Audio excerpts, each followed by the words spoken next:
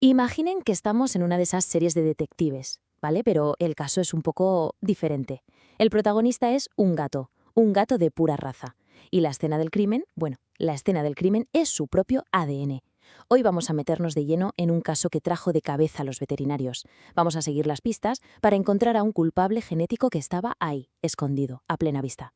Venga, vamos a resolver juntos este misterio del corazón felino. Y todo empieza con un verdadero enigma. A ver, un veterinario tiene un paciente, un gato, con una enfermedad cardíaca bastante grave. Le hacen la prueba genética que se suele hacer para su raza, la principal, y el resultado es negativo. Negativo. O sea, que el sospechoso de siempre, el más obvio, queda totalmente descartado. Y claro, la pregunta es, ¿qué le está pasando entonces a este gato? Esta pregunta es justo el pistoletazo de salida de toda esta historia.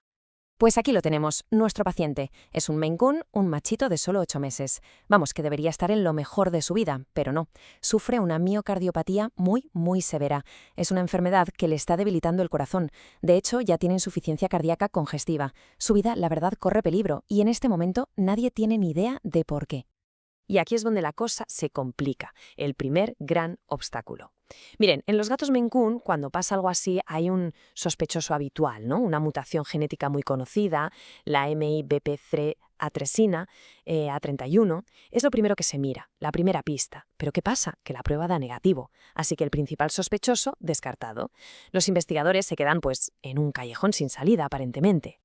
Vale, el sospechoso principal está fuera de la ecuación. ¿Y ahora qué? Pues la investigación tiene que ir mucho más allá, claro. Es el momento de sacar la artillería pesada, de hacer un análisis forense genético de verdad, usando las herramientas más punteras para peinar el ADN del gato hasta encontrar la verdad. Y la herramienta que eligieron fue la secuenciación del genoma completo, o WGS. Para que nos hagamos una idea de lo que es esto, no es como buscar una falta de ortografía en una página, ¿eh? No, es como si te leyeras la enciclopedia genética entera del gato, pero entera de verdad, letra por letra, para encontrar al culpable. Y ojo, que el desafío era monumental. El primer análisis soltó más de 20.000 variantes genéticas diferentes. 20.000, imagínense. Era como buscar una aguja, pero no en un pajar, sino en una cordillera entera de pajares. La pregunta era evidente, ¿por dónde narices empezamos? Pues la clave fue acotar la búsqueda, ir a lo concreto.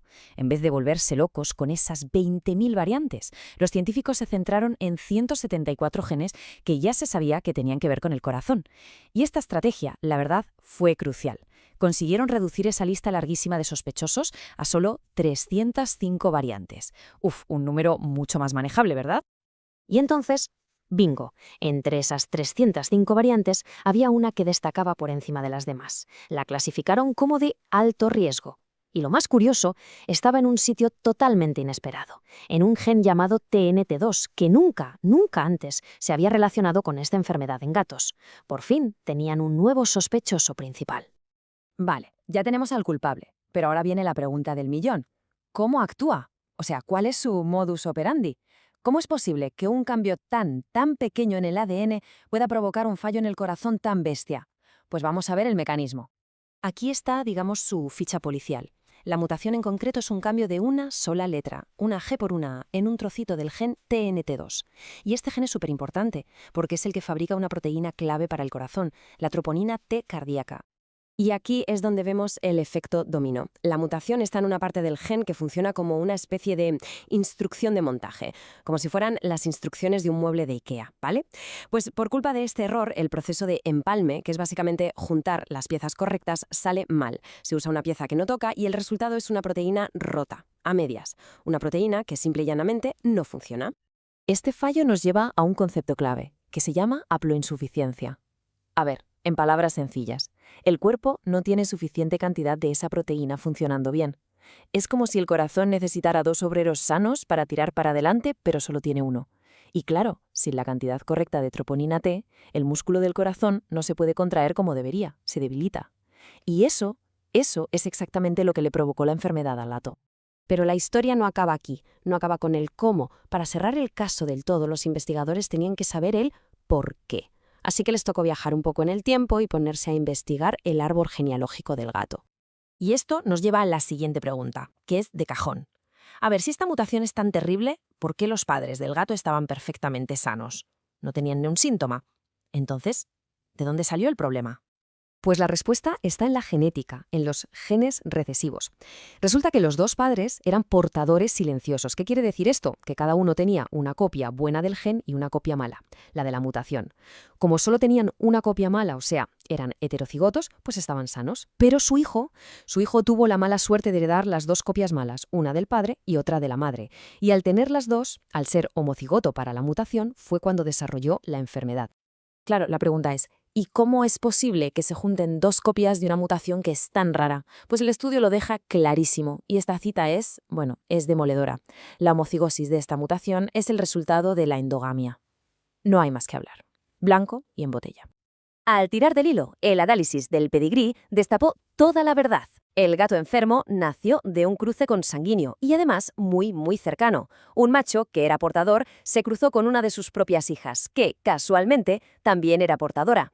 Esta práctica, la endogamia, fue justo lo que hizo que esos genes recesivos se concentraran y ¡boom!, la enfermedad apareció. Pero ojo, que este descubrimiento va mucho más allá de resolver el caso de un solo gato, ¿eh? Esto es una advertencia en toda regla, una lección importantísima con unas implicaciones muy serias para los criadores, para los veterinarios y, para cualquiera que se preocupe por la salud de los animales.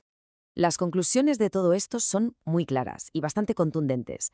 Lo primero, se ha identificado un gen nuevo, el TNNT2, como causante de miocardiopatía en gatos, y esto significa que hay que actualizar ya los paneles de pruebas genéticas.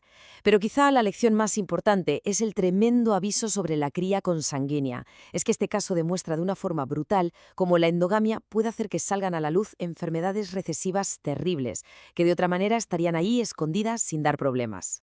Al final, este caso ha resuelto el misterio de un gato, sí, pero nos ha abierto una puerta a un montón de preguntas nuevas. La secuenciación del genoma completo es una herramienta que tiene un poder increíble y nos deja pensando, ¿qué otros secretos genéticos, qué otras causas ocultas de enfermedades estarán escondidas en el ADN de los animales con los que vivimos? Hay esperando a que alguien las descubra. En fin, gracias por acompañarnos en esta pequeña investigación.